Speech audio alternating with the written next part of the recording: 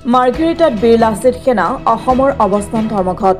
ধৰ্মৰ নামত অসমৰ খিলঞ্জীয়া মানুহৰ সাংস্কৃতিক পৰম্পৰা ঐতিহ্যৰ ওপৰত কৰা আঘাত বন্ধ কৰাৰ প্ৰতিবাদত বীৰ লাচিত সেনা অসমে এক অৱস্থান ধৰ্মঘট কাৰ্যসূচী ৰূপায়ণ কৰে। উক্ত অৱস্থান ধৰ্মঘট কাৰ্যসূচীত বীৰ লাচিত সেনা অসমৰ লেখাপানী জাগুন আঞ্চলিক সমিতি আৰু ডিগবৈ আঞ্চলিক সমিতিয়ে অংশগ্ৰহণ কৰে। উল্লেখ্য যে যোৱা 29 জানুৱাৰী তাৰিখে যোৰহাট জিলাৰ মাজমজিয়াত জৈন ধৰ্মাৱলম্বী লোকৰ দিগম্বৰ বাবা নামৰ ব্যক্তিজনে উলংগ হৈ এক পদযাত্ৰা বাহিৰ কৰিছিল। এই ঘৃণনীয় কাৰ্য বিৰোধিতা কৰিবলৈ যাওঁতে সেই স্থানৰ বীৰ লাচিত সেনাৰ সতীৰ্থৰ লগতে স্থানীয় ব্যক্তিক আৰক্ষীয়ে গ্ৰেপ্তাৰ কৰিছিল। অসমৰ পবিত্ৰতা আৰু সংস্কৃতিত কোনো বহিৰাগত উদ্দাম সংস্কৃতিয়ে স্থান দখল কৰি অসমীয়া সংস্কৃতিক বিজতৰীয়া কৰাৰ যি অপচেষ্টা তাক বীৰ লাচিত সেনা অসমে কোনো কাৰণতে মানি নলয় বুলি হুংকাৰ প্ৰদান কৰে। অসমীয়া সংস্কৃতিক কলুষিত কৰাৰ এই অপচেষ্টাৰ বিৰুদ্ধে প্ৰত্যেকজন অসমীয়াই তীব্ৰ অনাদি অনন্ত কাললৈ বিৰোধিতা কৰি যাব বুলিও প্ৰতিবাদস্থলীৰ পৰা হুংকাৰ প্ৰদান কৰে। বীৰ লাচিত সেনা অসমে দিগম্বৰ বাবাৰ বিৰুদ্ধে বিহিত ব্যৱস্থা গ্ৰহণ কৰাৰ ইয়াৰ বিৰুদ্ধে প্ৰতিবাদ সাব্যস্ত কৰি গ্ৰেপ্তাৰ হোৱা প্ৰত্যেকজন ব্যক্তিকে বিনা চৰ্তে মুক্তি দিবৰ বাবে মাৰ্ঘেৰিটা সমজিলা আয়ুক্তৰ যোগেদি চৰকাৰ প্ৰশাসনলৈ স্মাৰক পত্ৰ প্ৰদান কৰে। জাতি নামৰ অপসংস্কৃতি চলোৱা জৈন সমাজ অসমীয়া জাতিক সুৰক্ষিত কৰাৰ স্বাৰ্থত বীৰ লাচিত সেনা অসম জিন্দাবাদ জিন্দাবাদ জিন্দাবাদ খিলঞ্জীয়া শক্তি জিন্দাবাদ জিন্দাবাদ জিন্দাবাদ খিলঞ্জীয়া শক্তি জিন্দাবাদ জিন্দাবাদ জিন্দাবাদ জাতিৰ নামত ভণ্ডামি কৰা জৈন সমাজ হয়। নিশ্চয়কৈ আপোনালোকে সকলো অসমবাসী ৰাইজ জ্ঞাত যে 29 জানুৱাৰী 2025 চনৰ যোৰহাটৰ মাজমজিয়াত জৈন সমাজৰ নেতৃত্বত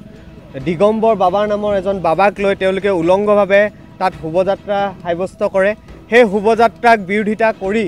অসমীয়া খিলঞ্জীয়া জনগণে নিজৰ বিষয়বস্তুবিলাক ছ'চিয়েল মিডিয়া যোগেদি প্ৰচাৰ কৰে। তাৰে বিৰোধিতা কৰি পিছদিনাখন অৰ্থাৎ 30 জানুৱাৰী 2025 চনত বীৰ লাচিত সেনা অসম যোৰহাট জিলা সমিতিৰ নেতৃত্বত স্থানীয় দল সংগঠন আৰু ৰাইজৰ সহযোগত এটা প্ৰতিবাদী কাৰ্যসূচী উলিওৱা হয়। তাৰপিছত আমি দেখিবলৈ পাইছোঁ যে মহামান্য আদালতে যোৰহাট আদালতে যিহেতু সেইটো গোচৰত তেওঁলোকক জামিন প্ৰদান কৰে। তাৰপিছত বিজেপি চৰকাৰখন, বিশেষকৈ আমি ক'বলৈ যাওঁ যে বিজেপি চৰকাৰখন যিখিনি অনা অসমীয়া লোকে তেওঁলোকক ইলেকশ্যনৰ সময়ত অৰ্থ যোগান ধৰে, তেওঁলোকৰ পৃষ্ঠপোষকতাত তেওঁলোকৰ আচলতে তেওঁলোকৰ গোটেইখিনিৰ সমৰ্থনত তেওঁলোকে কি কৰিছে, আমাৰ বীৰ লাচিত সেনাকে ধৰি শংকৰ সংঘ অধিৱেশনলৈ অহা এজন ভকতক,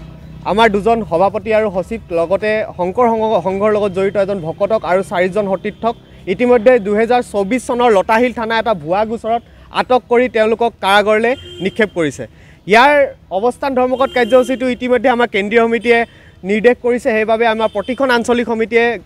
অৱস্থান ধৰ্মঘট কাৰ্যসূচী গ্ৰহণ কৰিছে আৰু আমি ইয়াৰ পৰাই জৈন সমাজ তথা অসমত বসবাস কৰা সকলো অনা অসমীয়া ব্যক্তিসকলক সকীয়াই দিব বিচাৰিছোঁ যে আপোনালোকে যিহেতু এই অপসংস্কৃতি অসমীয়া জাতিটোক যিটো চলাই নিশেষ কৰাৰ প্ৰচেষ্টা চলাইছে, ইয়াৰ পৰা আপোনালোকে বিৰত থাকক। অন্যথা কিন্তু অসমীয়া জাতিটোক সজাগ কৰি গাঁৱে ভূঞে এই প্ৰতিবাদসমূহ লৈ যোৱা হ'ব আৰু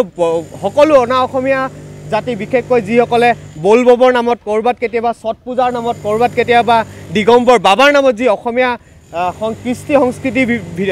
কৃষ্টি সংস্কৃতিৰ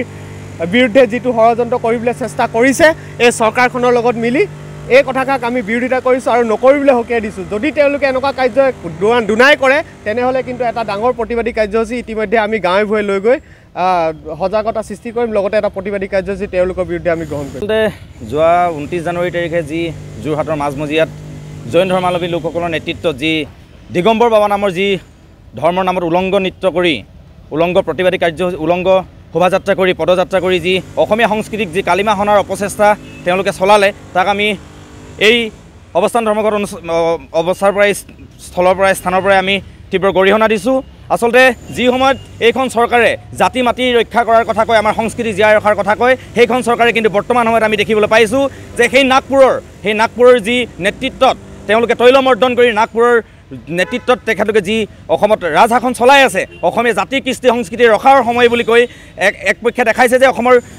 জাতি সংস্কৃতি জীয়াই ৰখাৰ সময় কিন্তু আনফালে দেখা গৈছে যে সেই নাগপুৰীয়া বহিৰাগত জাতিটোৰ যি উদ্যাম নৃত্য উদ্যাম যি কৃষ্টি সংস্কৃতি সেইসমূহ ক্ষেত্ৰতহে কিন্তু তেখেতলোকে তৈলমৰ্দন কৰি থকা দেখা গৈছে গতিকে তাক আমি তীব্ৰ গৰিহণা দিছোঁ আৰু তেখেতলোকক যি জয়ন্ত ধৰ্মাৱলম্বী যি নেতৃত্বত যি পদযাত্ৰা ওলাইছিলে তেখেতলোককো আমি এই মঞ্চৰ পৰা আমি সকীয়াই দিব বিচাৰিছোঁ যে আগন্তুক দিনত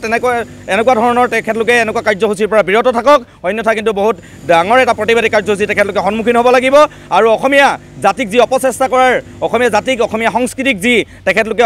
অপসংস্কৃতিৰ জৰিয়তে অসমীয়া জাতিটোক অসমীয়া সংস্কৃতিক যি কলুষিত কৰাৰ কালিমা সনাৰ অপচেষ্টা চলাইছে তাক আমি ঘোৰ বিৰোধিতা কৰিছোঁ অন্যথা কিন্তু তেখেতলোকে যদি পুনৰবাৰ বাৰে বাৰে অসমীয়া জাতিটোৰ ওপৰত এনেধৰণৰ যদি অসমীয়া সংস্কৃতিৰ ক্ষেত্ৰত যদি তেখেতলোকে এনেধৰণে অপচেষ্টা চলাই আহিব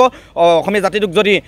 গৰকি মাৰিবলৈ ধৰিবলৈ চেষ্টা কৰিব তেনেহ'লে অন্যথা কিন্তু তেখেতলোকে বহুত ডাঙৰ এটা প্ৰতিবাদৰ সন্মুখীন হ'ব লাগিব ধন্যবাদ মাৰ্ঘেৰিটাৰ পৰা অৰুণ ভূঞাৰ ৰিপৰ্ট অসম টুডে।